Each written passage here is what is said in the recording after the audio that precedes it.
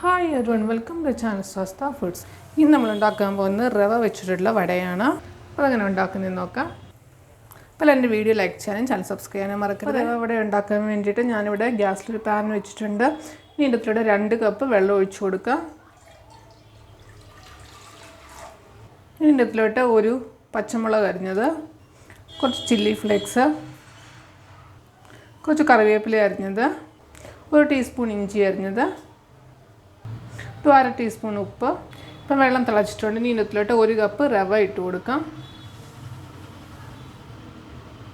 ഇനി നല്ലോണം ഒന്ന് മിക്സ് ചെയ്യുക.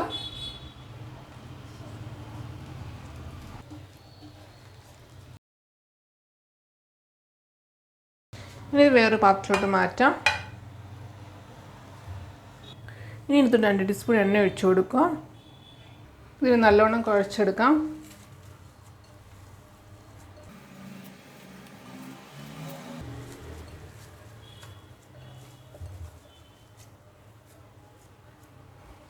ചെറിയ വടയുടെ ഷേപ്പാക്കി എടുക്കാം.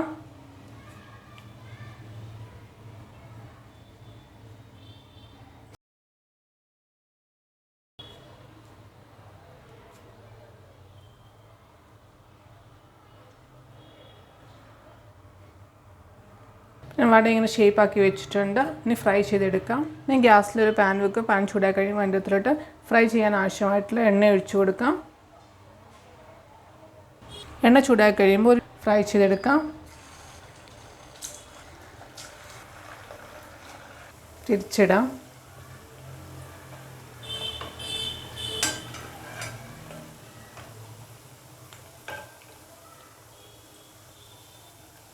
ഞാനിപ്പോൾ ഇത് ഹൈ ഫ്ലെയിമിലാണ് വെച്ചേക്കുന്നത്.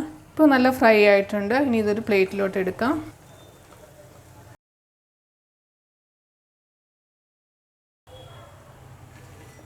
ഇനി അടുത്തതോടെ ഇട്ട് കൊടുക്കുക.